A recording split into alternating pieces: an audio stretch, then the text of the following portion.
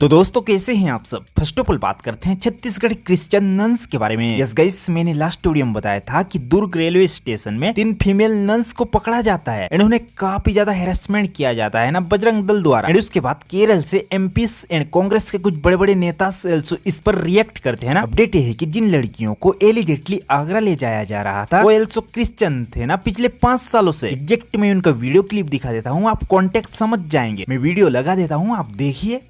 हम लोग वहाँ तक कभी नहीं गए हैं तो आप हमें दूर तक छोड़ दीजिए। इससे पहले आप नारायणपुर से बाहर नहीं गए थे क्या? गई थी सर, लेकिन थोड़ा एक बार गई थी रायपुर तक। अच्छा। तो थोड़ा डर रही थी तो इसलिए, और मम्मी पापा भी बोले थे तो आप यहाँ इन लोग को वहाँ तक पहुँचा देना। बाकी जो 2 लड़कियाँ थी वो कहाँ के रहने वाले थे? उन लोग ओरछा से हैं सर। ओरछा से रहने वाले थे।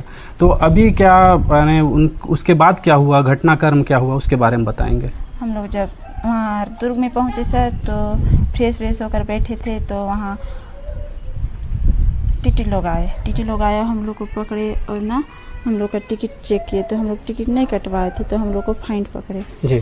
तो फाइन पकड़े, हम फाइन वाइन दिए और वहाँ से निकल रहे थे और उसी समय बजरंग दल की एक सर आए जी। उन लोग मतलब हम लोग को पूछताछ किए और पूरा टीम को बुलाए उन लोग और हंगामा करने लगे कि इन लोग को जोर जबरदस्ती से ले जा रहे हैं इन लोग। आपके साथ के लड़कियां ऐसा तो नहीं बोले कि हमको जबरदस्ती जोर जबरदस्ती ले जाया जा रहा है? एक बोली सर, उसको ना मतलब मैम ना उसको बहुत डांटे और ना बोले कि अगर तू नहीं बोलेगी तेरे भैया को मार दूंगी बोले। अरे कौन मैम है?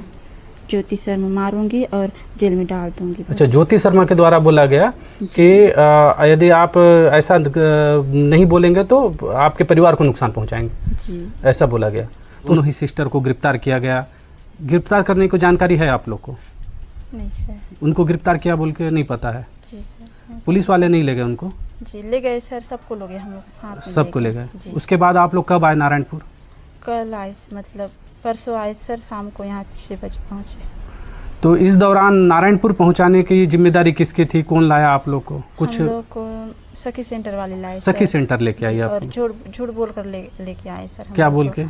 मम्मी पापा को अलग लाए, हम लोग को अलग लाए। अच्छा। कि आपको अपनी मम्मी मतलब मम्मी लोग को बोले गए कि आपके बच्चों को मिलाने जा रहे हैं, आपके मतलब जो जेल में हैं उन लोग को आपके पास उन लोग के पास आपको ले जाएंगे बोल के वहाँ से घुमा फिरा कर सर हम लोग को नारायणपुर लाए। और हम लोग को बोला गया कि आपके मम्मी पापा वहाँ हैं, मतलब जेल में हैं, मतलब उन लोग को मिलने जाएंगे, उन लोग भी वहीं मिलेंगे आपको बोला गया सर। अच्छा, आप कितने सालों से क्रिश्चियन धर्म को मान रहे हैं या इससे पहले अभी आप लोग मानने चालू किए? नहीं सर, 6-7 साल मतलब 5-6 साल हो गए। 5-6 साल हो गया आप लोग क्रिश्चियन धर्म को मान रहे हैं। क्या कारण था आप लोग का क्रिश्चियन धर्म में जाने का? मेरी मम्मी बहुत तबीयत खराब था सर। अच्छा। बहुत सालों में मतलब 5-6 साल हो गया था उसका, मतलब सांस का बीमारी था सर, उसे सांस का बीमारी था सर। वो बहुत तकलीफ में रहती थी, रोज दर्द के मारे तड़पती थी सर। बहुत दूर दूर तक हम लोग उसे घुमाए सर इलाज के लिए, कहीं चंगी नहीं मिली। लेकिन जब हम लोग मसीह धर्म मतलब यीशु मसीह के पास उसे ले गए तो एक ही दिन में उसको चंगी मिली। कहाँ पे ले गए थे आप यीशु मसीह के पास? नारायणपुर सर। नारायणपुर में लेके गए थे तो वहाँ ठीक हो गए? कोई दवाई वही नहीं खिलाया गया? कुछ दवाई नहीं सर। अच्छा, तो आप लोग मेरे को ये बताएंगे कि जो नन के ऊपर आरोप लगाया जा रहा है कि उनके द्वारा जबरन धर्मांतरण करने की का कोशिश किया जा रहा था, आप लोग को मानव तस्करी का जो उनके ऊपर आरोप लग रहा है, क्या सही है क्या? नहीं सर, सब गलत है। सब गलत है जी। तो ये आपके द्वारा बोला जा रहा है। आपके जो 2 साथी हैं वो भी यही बोल रहे हैं या फिर? जी, उन लोग भी यही बोल रहे हैं सर। जी, आपके साथ जो 2 साथी जा रहे थे वो अभी कहाँ हैं? उन लोग अभी दुर्ग में है सर, वापस गए दुर्ग चले गए हैं। जी, उन लोग के ऊपर ज़्यादा दौड़ दबाव किए गए सर, तब इसलिए हम लोग अपना बयान देंगे और अपनी सच्चाई को बताएंगे बोल के गए सर। जी, आप आज जो बोल रहे हैं तो ये भी कोई जोर जबरदस्ती तो नहीं बोल रहे हैं ना? नहीं सर, कोई जोर जबरदस्ती नहीं, किसी के द्वारा दबाव नहीं डाला गया आप लोग को? चलिए अब अगली अपडेट की बात करते हैं रायपुर के दारू भट्टी प्रोटेस्ट के बारे में। इस दोस्तों, रायपुर के खुदमुड़ा गांव में दारू भट्टी खोला जा रहा था बट वहाँ के ग्रामीण जिला प्रशासन से काफी ज्यादा गुस्सा हैं, इसके अगेंस्ट प्रोटेस्ट कर रहे हैं ना। यहाँ दारू भट्टी खोल के क्या हमारे बच्चों का भविष्य खराब करना चाहते हो? क्या सरकार को दारू भट्टी खोलना जरूरी है? अगर गवर्नमेंट के पास पैसा नहीं है तो महतारी वंदन योजना कैंसिल कर दे, पेंशन देना बंद कर दे, पर दारू भट्टी यहाँ ना खोले। क्या सोचते हैं आप इस बारे में? कॉमेंट में बताना। चलिए अब अगली अपडेट की बात करते हैं हैं जो कि दुर्ग से क्या दुर्ग में सरकारी गाड़ी का दुरुपयोग किया जा रहा है। यस गाइस, दुर्ग के पंचायत सीईओ का गाड़ी को उनकी वाइफ अपने पर्सनल हॉस्पिटल में ले जाती है, जबकि CG02 गाड़ी ओनली गवर्नमेंट यूजेस के लिए होती है। उसका जो भी सर्विसेज रहता है, फ्यूल्स का खर्च होता है, वो गवर्नमेंट उठाती है। जब उनसे पूछताछ किया गया कि तुम ये गाड़ी को क्यों लाई हो, तो उन्होंने ये कहा। मैडम, आप डॉक्टर हैं यहाँ पे? क्या नाम है आपका? डॉक्टर अभिनंदिनी दुबे। अभिनंदिनी दुबे। हाँ। माफ कीजिएगा, मैं थोड़ा सा परेशान कर रहा हूँ आपको। ये गाड़ी एक्चुअल में 02 नंबर है। तो 02 नंबर गाड़ी क्या आपको प्रोवाइड कराई गई है? नहीं, प्रोवाइड नहीं कराई गई है। एक्चुअली मेरे घर की गाड़ी है ये। नहीं, तो गाड़ी का नंबर तो 02 है ना? हाँ। हाँ, तो घर की कैसे हो गई? मेरे बंगले की ही गाड़ी है ये। मैं समझ गया। आपके हस्बैंड क्या है? 02 नंबर कहीं ना कहीं से मिला होगा आपको। हाँ जी, मिला हुआ है। हाँ, तो 02 नंबर पता है आपको? शासकीय गाड़ी है। जी जी, पता है ना? और वो भी उच्च अधिकारियों को मिलता है। जी जी जी। तो ये आप तो उच्च अधिकारी है नहीं, यहाँ डॉक्टर हैं। जी जी, मेडिकल ऑफिसर। तो आपको फिर कैसे मिल गई ये गाड़ी?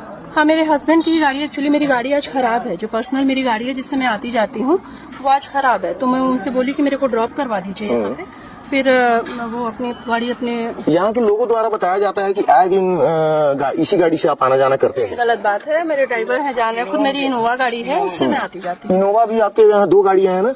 एक इनोवा गाड़ी मेरी जो है वो हस्बैंड की है, एक मेरी पर्सनल गाड़ी है। हाँ, वो गाड़ी से कम आना जाना होता है इस गाड़ी से। मैडम, बात ये है ना कि 02 नंबर गाड़ी। यस, बात कर रहे हैं दुर्ग की, तो इनके बारे में बात करते हैं। क्या एक प्राइवेट स्कूल के टीचर ने एक नर्सरी क्लास की बच्ची को मुंह में टेप लगाकर मारा। यस गाइस, एक्चुअली वो बच्ची स्कूल में ज्यादा बोलती नहीं थी, उससे बात करवाने के लिए मुंह में टेप लगाकर हाथ को रूल से मारते हैं। जब उसके पेरेंट्स देखते हैं तो पुलिस कंप्लेन कर दिया ना उस प्रिंसिपल को अरेस्ट किया गया है। चलिए अब अगली अपडेट की बात करते हैं, एक शॉकिंग इंसिडेंट के बारे में। Yes guys, this story from Balrampur. Actually एक कपल होता है, ठीक है, उसके पास गाड़ी, दुकान, घर सब होता है। उनका एक बच्चा भी था। देन फिर उनके घर में उनके ही रिलेटिव्स के 22 साल की एक लड़की पढ़ाई करने के लिए आती है। एंड ऑलमोस्ट 1 साल बाद वो 50 साल के हस्बैंड के साथ भाग जाते हैं भाई। कुछ दिन बाद उसकी पहली पत्नी अपने घर बुलाती है, उसे करंट लगाकर उसका हाथ कर देती है। नाउ पुलिस ने उसे हॉस्पिटल से अरेस्ट किया है। चलिए अब अगली अपडेट की बात करते हैं, बीजापुर मुकेश चंद्राकर हत्याकांड के बारे में। कई साफ सबको पता होगा कि बीजापुर में एक रोड बन रहा था जिसका बजट ऑलमोस्ट 120 करोड़ रुपए था। जब उस घोटाले को जर्नलिस्ट मुकेश चंद्राकर एक्सपोज किए तो उनका मर्डर किया गया भाई। नाउ अपडेट ये है कि एक्यूज्ड सुरेश चंद्राकर के साथ साथ और भी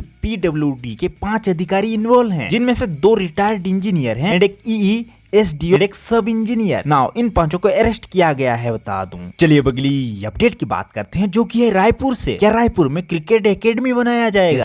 कल Chhattisgarh CM Vishnudeo Sai cabinet meeting arrange किए थे, जिसमें वो क्लेम किए कि रायपुर फरसा गांव में क्रिकेट एकेडमी बनेगा। ऑलमोस्ट 8 एकड़ जमीन को पास किया गया है, बता दूं। एंड जो छत्तीसगढ़ में भारतमाला प्रोजेक्ट चल रहा है उसमें बहुत ज्यादा घोटाले हो रहा था ना, इसीलिए भारतमाला प्रोजेक्ट के नियमों में also काफी ज्यादा बदलाव किया गया है, जिससे कि पहले जैसा घोटाला नहीं किया जाएगा। क्या सोचते हैं आप इस बारे में? कमेंट में बताना। चलिए अगली अपडेट की बात करते हैं जो कि है कोरबा से। यस, मैंने कल बताया था कि कोरबा जिला के गांव में 3 जने कुआं में नहा रहे होते हैं, देन कुआं नीचे दब जाता है। तीनों also नीचे दब गए थे, है ना। अपडेट ये है कि फाइनली आज उन्हें रेस्क्यू किया गया है एंड वहाँ के ग्रामीण जिला प्रशासन से मुआवजा की मांग कर रहे हैं। चलिए अगली अपडेट की बात करते हैं मौसम विभाग के बारे में। यस दोस्तों, मुंगेली, बेमतरा, धमतरी में मौसम विभाग ने येलो अलर्ट जारी कर दिया है। वहीं सुकमा, बस्तर, दंतेवाड़ा में भारी वर्षा होने की संभावना है, ऐसा रिपोर्ट आउट किया है। चलिए अगली अपडेट की बात करते हैं CGPSC घोटाले के बारे में। यस गाइस, आपको पता होगा CGPSC एग्जाम हुआ था 2021 से 2023 तक, ठीक है। उनमें से जिन्होंने भी क्वालिफाई करा था उन्हें अदर कैंडिडेट्स एलिगेशन लगाए थे कि ये सब लोगों ने चीटिंग करके पास किया है, इनकी अगेन जांच होनी चाहिए। बात कोर्ट तक पहुंचा था, है ना। अपडेट ये है कि कोर्ट ने आदेश दिया है कि ये सब कैंडिडेट्स अपने मेहनत पे क्वालिफाई करे हैं। नाउ फर्दर इन्वेस्टिगेशन चल रहा है। चलिए अगली अपडेट की बात करते हैं जो कि है बिलासपुर जिला के 4 DO को इस वजह से नोटिस दिया गया। इस बिलासपुर डिस्ट्रिक्ट के DO स्कूल स्टूडेंट्स का आय जाति निवास प्रमाण पत्र नहीं बना दे रहे थे, जिसकी वजह से स्टूडेंट्स ने कलेक्टर कंप्लेन किया। नाउ कलेक्टर उन DO को कारण बताओ नोटिस इशू करे हैं। यस, बात कर रहे हैं बिलासपुर की, तो ही के बारे में बात करते हैं। यस, बिलासपुर कलेक्टर संजय अग्रवाल ने धारा 163 लागू किया है। क्यों? क्योंकि किसानों की बैल, किसी का कुत्ता, गाय, भैंस, ये सब जब रोड में होती है तो दुर्घटना होने की काफी ज्यादा संभावना होता है, जिस वजह से इस धारा को लागू किया गया है, जिसे जिसके भी पालतू जानवर गली, सड़क इत्यादि में दिखेंगे तो उनके ऊपर धारा 163 के तहत कार्रवाई की जाएगी या फिर जुर्माना सहित दंडित किया जाएगा। क्या सोचते हैं आप इस बारे में? कमेंट में बताना। चलिए अगली अपडेट की बात करते हैं दुर्ग प्रोटेस्ट के बारे में। यस गाइस, दुर्ग के कलेक्ट्रेट ऑफिस को सफाई कर्मचारियों ने घेराव किया है। उन लोगों का कहना है कि हमारा वेतन 7 से 8 हजार है, उसमें भी 2000 रुपए काटा जाता है, इन टाइम पे सैलरी also नहीं मिलता, ऊपर से इतना कम, इतने में हम हमारे फैमिली को कैसे मैनेज कर पाएंगे? मैं उनका थोड़ा सा क्लिप दिखा देता हूँ, आप देखिए। अभी जयंती है, हम लोगों का विगत 25 सालों से हम लोग संघर्ष कर रहे हैं हमारे नियमितीकरण के मांग को लेकर के, सम्मानजनक वेतन निर्धारण को लेकर के, श्रम सम्मान 4000 रुपया राशि देने को लेकर के, ये तमाम चीजों को लेकर के हम लोग लगातार बात कर रहे हैं जी। हमार पीएफ भी ला खात हो कि अभी तक हमार पीएफ ला नहीं डालत है और हमार रोजी भी काट देते हो। जो ठेकादार है वो ठेकादार है, अन्याय करत हमार मन के साथ, तो रोजी कटना हमार नहीं चाहिए। जैसे 2:30 बजे 3 बजे हमारा काम करवाते, तो हमार 6 से 2 ड्यूटी है हमार, और 2:30-3 बजे हम काम करते सर। चलिए अगली अपडेट की बात करते हैं भिलाई एक्सीडेंट के बारे में। यस गाइस, भिलाई सिटी में एक युवक अपने काम से घर आ रहा होता है, तभी सडनली ट्रक ड्राइवर उसे ठोक देता है। भाई बता दूं, उसकी ऑन द स्पॉट डेथ हो जाती है ना। उस ट्रक ड्राइवर को पुलिस ढूंढ रही है और भागा हुआ है। यस, बात कर रहे हैं भिलाई की, तो ही के बारे में बात करते हैं। क्या भिलाई के आत्मानंद स्कूलों में टीचर्स नहीं है? यस गाइस, आप सबको पता होगा समडे को युक्तिकरण किया गया, जिससे कि जिस स्कूल में ज्यादा टीचर्स हैं उन्हें दूसरे स्कूल में ट्रांसफर किया गया। बट काफी सारे कंप्लेन आने लगे ना कि टीचर्स पढ़ाने के लिए कम पढ़ रहे हैं। सेम इंसिडेंट भिलाई के आत्मानंद स्कूलों में हुआ है। भाई लोग गवर्नमेंट के ऊपर काफी ज्यादा गुस्सा है ना। प्रिंसिपल से बात कर रहे हैं, मैं उनका थोड़ा सा क्लिप दिखा देता हूँ, आप देखिए। देखो अभी का मैं ऐसा किसी कॉलेज का पढ़ ले सकती सेक्टर 7 में आप पढ़े हो सेक्टर 7 मैं पढ़ी हूं सर। मैं वहाँ का छात्र का बेच रहा हूँ, अभी वहाँ से मैंने बीएड का ग्रेजुएशन किया, अभी मैं वहाँ से एमए पॉलिटिकल करके निकला हूँ, लॉ में भी एडमिशन लिया मैंने। तो आप मानते हैं कि एहसास बेकार है? आपके पापा और 24 लेके जितने आपकी है ना, वो सब क्या पूछ लो। क्या सोचते हैं आप इस बारे में? कमेंट में बताना। यस, ये तुम्हारा भाई का नया चैनल है, थोड़ा सपोर्ट दिखाना, चैनल को सब्सक्राइब करके जाना। मिलते हैं अगली वीडियो में, तब तक के लिए धन्यवाद। जय हिंद, जय भारत।